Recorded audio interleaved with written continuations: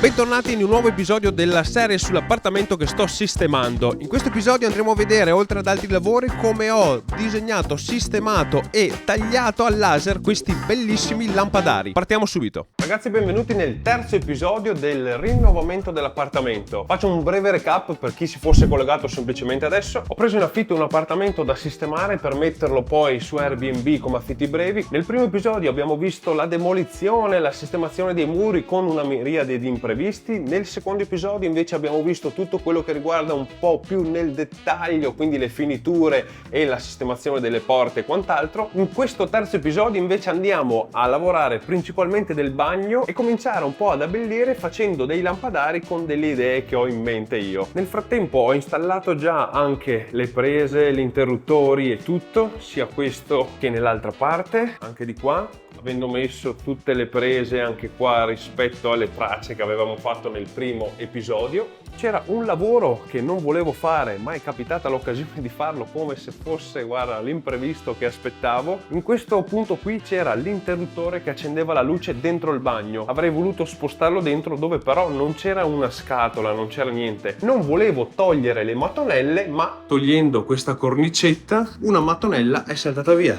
intera e perfetta. Quindi siccome dovrei togliere semplicemente anche questa, ora so che non è lo strumento adatto, però ho il multitool non con la lama per togliere ma con quella da legno classico. Provo a scanalare qua e poi da dietro a vedere se viene via. Se viene via, a sto punto facciamo anche sto lavoretto.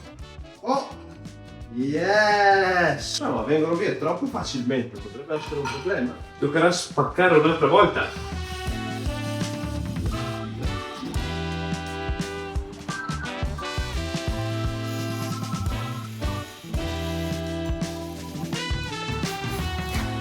E quindi ci ritroviamo a questo punto che abbiamo l'interruttore installato e funzionante. Lavoretto che non è stato complicato e ha portato sicuramente un beneficio anche a questo locale. Ora il bagno qui è in questa condizione, sporco perché ci abbiamo fatto colore, cementi e tutto, andrà pulito alla fine. Come vedete ho tolto anche il box doccia che c'era per praticità di pulizie, me lo pulisco giù in laboratorio, non lo cambierò, farò solo dei piccoli interventi sulla colonna della doccia. Arriviamo ai lavori che dobbiamo fare qua dentro. Quello che c'è da fare è sistemare tutto il bianco del soffitto qua. Ho già provveduto a eliminare il lampadario, stuccare dove c'erano dei problemi, non mi metterò a raschiare, a togliere l'intonaco anche da qua perché non è messo così male e i punti più rovinati li ho già sistemati, quindi bisogna semplicemente adesso andare a grattare lo stucco che è stato messo, livellarlo un pochino, coprire dove ci sono le mattonelle e andare a dare quel prodotto che abbiamo dato nello scorso episodio, ve lo lascio qua nelle schede se volete andarvelo a recuperare, che è questo livellante che uniforma tutte le superfici. È stato veramente un prodotto top da utilizzare. Dopodiché si darà il bianco a tutto e andare anche a sistemare le tapparelle con il cassone, quindi semplicemente toglierlo, grattarlo un attimo e darci il colore. Ora invece tocca la parte più divertente di tutto questo lavoro, quindi andare a pulire tutto il mega disastro che ho fatto in queste settimane di lavoro. Per scrostare tutte le mattonelle ho utilizzato la levigatrice orbitale con una grana 100 e un prodottino che ha aiutato a sciogliere e a togliere più o meno il grosso. Poi passo a installare la colonna doccia, che è l'unica parte che ho sostituito della doccia, appunto. Installo il box che ho lavato giù in laboratorio perfettamente e l'ultima parte che manca è pitturare il cassone e reinstallare le nostre finestre. Benissimo raga, arrivati a questo punto andiamo a installare i battiscopa. Installerò dei battiscopa che sono classici, molto semplici, in MDF bianco, la roba più semplice da copiare. Mi sono portato su, per chi se la ricorda, una vecchia gloria dell'inizio del canale, la mia vecchia troncatrice, da mettere per fare tagli a 90 e a 45. Per incollare il tutto invece utilizzeremo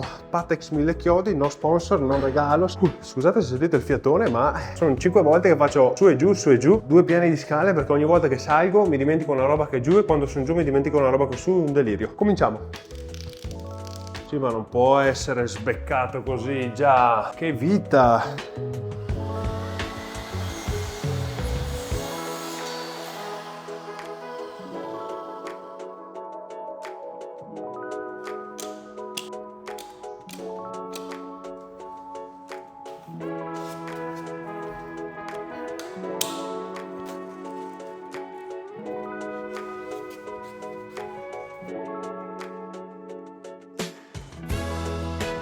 Ok, incollato tutto, adesso passo con questo che è un sigillante acrilico verniciabile molto semplice per andare a riempire quelle piccole fughe che ovviamente non vado a usare Pattex 1000 chiodi perché costa una fucilata, mentre questo costa soltanto 2 euro.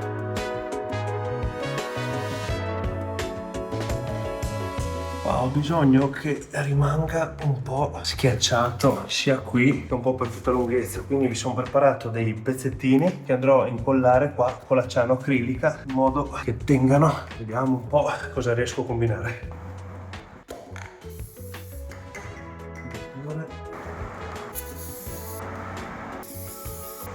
Tanto poi comunque è dietro al letto sto posto, quindi più per me che per gli altri che si veda, ecco. Ok, anche questa stanza qua quasi finita, mi manca quello lì. Purtroppo mi sono dimenticato che ieri ho fatto fuori 2,5 dei 3 cariche del Pattex, quindi fine. L'unica roba che posso fare oggi prima di chiudere è dare il bianco all'interno di questo, che sono state grattate all'inizio, e poi ci metterò anche qua la cornice che sarà sempre il battiscopa. Bene, arrivati a questo punto, un altro lavoro che andiamo a fare adesso con Ezio è quello di cambiare la serratura qua della porta d'ingresso. Siccome vi dicevo appunto che queste 2 camere le metterò in affitto con affitti brevi su Airbnb, voglio poter dare l'accesso di entrare con una password, e qua scattano in gioco i nostri amici di WeLock che abbiamo già recensito in passato. Vi lascio il link qua sopra per fare la porta dello studio giù, che ci danno una serratura non con impronta digitale come l'altra volta, ma con codice. Quindi prepariamo tutto e vi spiego velocemente come si installa.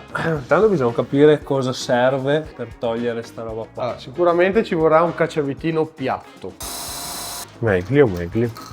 E quindi se io spingo questo, questa qua probabilmente è la parte più complicata dell'operazione. Ho paura di spaccarla. Ecco, madonna, era proprio a pressione. Allora, ecco. Ah, vedi, questo qua va a tenere questo qui che è il salva. Momento di rivelazione. Che non viene via. Ah, ma noi così possiamo cambiare il colore della porta? Sì, Cioè, oppure togliere il pannello e metterne uno diverso. Oppure togliere il pannello e rivestirlo con una pellicola di un altro colore. O laserarlo anche. Tu ce l'hai questa laserazione delle cose, vero? Ecco qua. Quindi abbiamo capito cosa? Niente. Allora, come d'altronde doveva essere, un lavoro semplice, no raga? Come tutto questo, come dal primo episodio, sistemiamo semplicemente, ripitturiamo? E invece no, la questione qual è? Per togliere il cilindretto, ora non ci sono più viti di accesso, non ci sono niente. L'unica roba è vedere dietro qua. Dobbiamo togliere questo pannello qua. Ora ci mettiamo in questa stanza, libero qui, ci mettiamo sui cavalletti, smontiamo la porta, togliamo tutto, ma ne veniamo fuori come sempre, perché d'altronde chi la dura la vince, sempre raga. Mai visto? Questi puntini, è colore, Dove lo mettiamo? beh, appoggiato a un muro. Sì, buona idea. Settimane di bestemmie, di robe per pulire i muri, farli, metterli a posto, grattarli, 50 anni di intonaco. Sì, dai. Poi? E questo è all'interno di una porta blindata. Allora, noi con tutte le buone intenzioni adesso abbiamo smontato tutto e comunque non capivamo perché non c'è effettivamente delle viti per smontare o per capire. Ho chiamato mio cugino che fa il fabbro e ho detto: ascolta zio, qua la situazione non so com'è. Mi fa: ah, ma quale c'hai? Quella col pomello, doppia chiave? Faccio la chiave. Allora fai così, metti la chiave e fagli fare un giretto. In sostanza, eccolo qua. Questo perché quando la chiave è tolta, che la serratura è dritta, c'è questo qua girato e lo fanno apposta, quindi devi un attimo girare e si sfila. Era tutto qua e probabilmente abbiamo tirato giù la porta per niente e l'abbiamo smontata per niente. Beh, abbiamo imparato. Questo è sempre il lato positivo delle cose, abbiamo imparato qualcosa di nuovo. Ora, la serratura che è stata scelta per questo scopo qua, garanzia 50 anni. Va bene. Allora, a settembre 2074 li chiamerò. All'interno molto semplicemente c'è la serratura, dalla parte interna ovviamente c'è il pomello che è sempre fisso che gira, e in quella esterna c'è la combinazione che si attiva e va a muovere il pistoncino qua quando ovviamente metti la combinazione. Altre cose all'interno, piccoli ricambi di roba della serratura e i nostri tag che servono da appoggiare, da dare o da mettere via, così può entrare anche la gente senza codice. Non c'è altro all'interno. Questa qui Da fuori. va da fuori. Però ovviamente qua dobbiamo un attimo gestire quello che è qua adesso il buco, tutto il mascherizio che c'era prima magari adesso non va bene, rimane il buco aperto, per cui devo fare una maschera su misura stampata in 3D sicuro, come d'altronde ho fatto anche per la porta giù. Il problema qua è che in questa porta blindata fa tutto questo gioco la serratura, tanto gioco, perché comunque la vite che andiamo a stringere qua non passa attraverso ma va a spingere un cuneo che poi torna indietro. Bene, allora come avete visto abbiamo di nuovo rimontato tutto perché dobbiamo leggermente andare a creare dei piccoli adattatori per colmare quei gap della lunghezza della serratura che è stata tolta. Per cui al laboratorio! Arrivati in laboratorio ovviamente ci spostiamo subito al computer aprendo Fusion 360. Quello che faccio è semplicemente scattare una foto con di fianco un riferimento con una misura classica. Io di solito uso un righello molto semplicemente, prendo e utilizzo quella immagine come canva, come tela su cui poi andare a ridisegnare il pezzo che devo andare a fare. Quindi come prima cosa prendo, disegno, estrudo il pezzo, faccio alcuni test di stampa per vedere se le tolleranze combaciano al millimetro. Dopo aver trovato la quadra finisco di progettare tutto l'oggetto con riempimento al 100%, lo butto nello slicer, facciamo lo slicing e questi sono i pezzi stampati. Ora con questi pezzi il passaggio da fare è filettare quei due buchi lì che vedete. Col trapano vado a creare questi filetti. Una volta fatto il filetto e provato che funziona, andiamo a fare l'assemblaggio. Bene, ora abbiamo i due pezzi pronti, il blocchetto dietro e l'altra cornicetta davanti, chiamiamola, funzionano in questo modo. Prendiamo la nostra serratura e mettiamo il nostro cilindretto fino ad arrivare in fondo, comunque poco prima, e come vedete c'è zero gioco. Poi abbiamo questo anellino che entra qui, ok, anche questo con zero gioco perché ha un O-ring dentro. Una volta fatto questo lo infiliamo e lo avvitiamo da sopra qua con queste due viti. Per tenere ferma la serratura anche da questa parte abbiamo questa seconda maschera che si va a infilare esattamente qua. Sopra di questa si va questa con le viti, quelle due che abbiamo appena messo. Questa è veramente inchiodata adesso. L'ultimo tocco, sopra ci va questo. Per ultimo ci avvitiamo quello.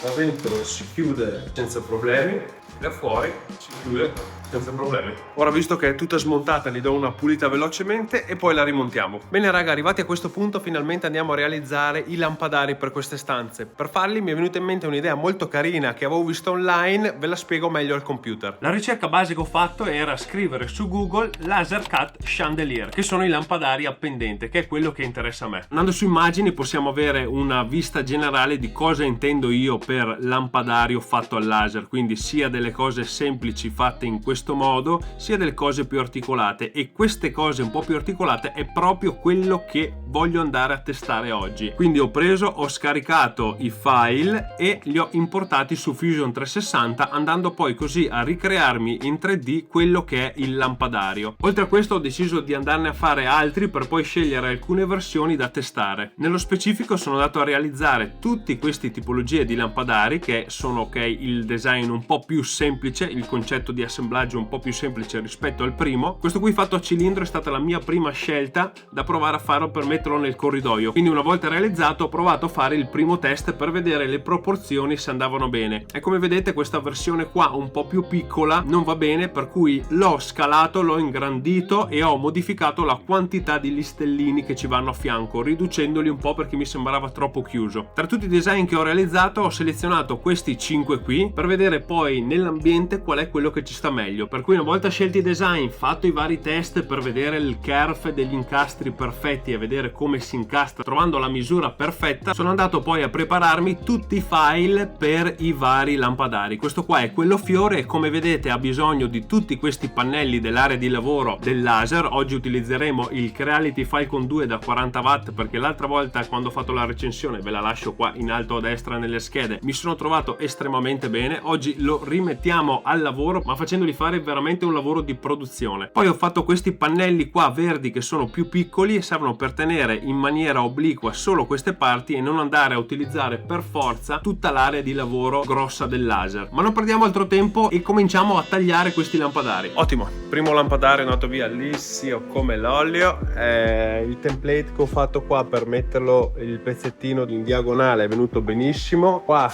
abbiamo tutti i pezzi tagliati. Passiamo al secondo modello. Ragazzi, sono le 10 di sera passate, ho finito di laserare tutto, avrà messo 3 ore, 4 ore, non mi ricordo che ora ho cominciato. Comunque abbiamo raggiunto il nostro risultato perché lampadario 1, lampadario 2, lampadario 3, lampadario 4. Questi pezzi sono dentro qua un po' per ottimizzare i tagli. Ora li ho tutti bloccati dietro col nastro perché non so per quale motivo ma siamo partiti così, zero fumi, zero problemi, pian piano fino a questo. Non so in effetti cosa sia successo, probabilmente a lavorare così tante ore di fila diventa meno efficiente. In effetti si era accesa la spia qua che diceva che c'era la lente sporca, poco conta perché tanto l'idea comunque è prenderli adesso che sono tutti scocciati, dargli una grattata sopra, girarli, grattata e poi assemblarli una volta che sono completamente puliti. Ok, ottimo, il primo lampadario è stato levigato, tagliato e pronto per essere assemblato e siccome ho troppa voglia di vedere dal vivo questo qua che è quello che mi entusiasmava di più a forma di fiore, chiamiamolo, coi petali, lo assembliamo subito e poi passiamo agli altri. Onestamente mi sembra figo. Lascio qua un attimo che devo capire con la lampadina e tutto com'è nel mentre faccio gli altri perché sennò non finiamo più. Ok raga, finalmente siamo arrivati al momento dell'installazione dei lampadari, quindi come prima cosa adesso mi metto a fare il buco, mettere il gancetto per andarli a fissare. Faremo un attimo di prove per valutare un attimo quale lampadario è più adatto per quel tipo di ambiente. Ovviamente io ne ho fatti 5, ne installerò molto probabilmente 2. Gli altri me li tengo, li vendo, li regalo, adesso capisco. I 3 che ho selezionato finora sono ovviamente questo qua fatto a fiore perché è quello più complesso e quello che mi intriga di più, questo qua fatto una sorta di lampadina che anche questo non mi dispiace, e qui in corridoio questo qua è fatto semplice a cilindro perché è quello che ci vedo molto bene qui in corridoio. Questo perché è un ambiente molto stretto, è una zona di passaggio, non ha bisogno di chissà quale tipologia appunto di lampadario. Ai soffitti alti c'è bisogno di abbassarlo e mettere qualcosa di stretto e affusolato e lungo è sicuramente una scelta corretta, mentre per la stanza singola adesso andiamo a provare quei 2 lì che vi ho appena fatto vedere. Tra l'altro qui adesso ho appena riaperto tutto perché là sopra avevo il sensore che ho scollegato, quindi ho fatto ponte sui cavi così da tenere questa qua costantemente accesa, poi andrò a svitare la lampadina, va bene, perché il sensore non funziona più e pensavo di metterne uno a incasso qua dentro. Adesso ho fatto un po' di sondaggi su Instagram per capire tipologia di sensore e quant'altro, per cui se volete rimanere un po' più aggiornati nel dettaglio e soprattutto in real time sui progetti che porto avanti, seguitemi su Instagram che sondaggi, cose, questioni, spoilerini su progetti, che tra l'altro me ne è appena entrato uno che molto probabilmente sarà il progetto più grande e figo che io abbia mai fatto, per cui rimanete collegati. Porca troia, ok, proviamo a accendere, accendiamo, vediamo com'è. Ok. Immaginavo così. Allora, il lampadario fa questo effetto che vi dirò, non mi dispiace, ma è molto concentrata, chiude tutto attorno e concentra la cosa sotto. Quindi a guardarlo così vi dico, senza ombra di dubbio, è uno di quelli molto molto belli ok? Ma lo immagino più su una tavola da pranzo, ok? Una tavola magari rotonda e in centro a questo che scende, non diciamo molto vicino, ma scende abbastanza sulla tavola e illumina la tavola, perché questo qua ci starebbe molto molto bene. Per la stanza, non lo so, proviamo quell'altro. Oh!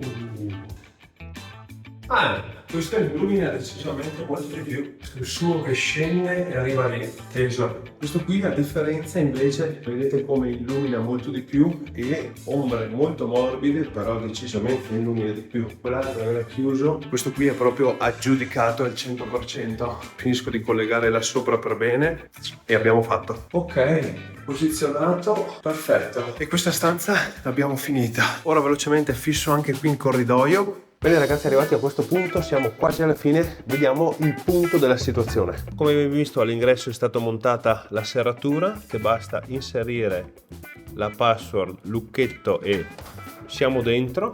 Una volta entrati, appunto, lampadario montato, sensore sistemato, anche questo si accende immediatamente. Ho sistemato i battiscopa anche in tutta questa zona qui esterna, ok? Vediamo il bagno in questo caso è pulito, sistemato, pronto e operativo, ma anche queste cose sono ancora qua provvisorie, manca sistemare questa cosa qui, ma anche il bagno alla porta è pulito, funzionante, mancano dei ritocchini ma che vedremo sempre più avanti, come coprirli sopra, coprire qua a fianco qualche cornicetta. La stanza qui invece non ve la apro perché c'è un casino incredibile. La stanza singola invece, lampadario montato, pulito perfettamente dappertutto, e direi che questo qui è un grossissimo cambiamento rispetto a come era all'inizio. Arriviamo invece nella stanza matrimoniale, che non è stato fatto dei lavori in particolare, ma ho già cominciato ad arredarla, la vedrete poi nel prossimo episodio, il quarto, dove arrederemo tutto. Vi lascio un piccolo spoiler velocissimo di quello che sarà fatto. Detto questo raga, qua sotto in descrizione trovate tutti i link della serratura, del laser che ho utilizzato, trovate il link della recensione che avevo già fatto. Inoltre su Instagram mi avete fatto notare l'apprezzamento di questi lampadari che ho realizzato, per cui qua sotto in descrizione trovate il link al mio shop con un preordine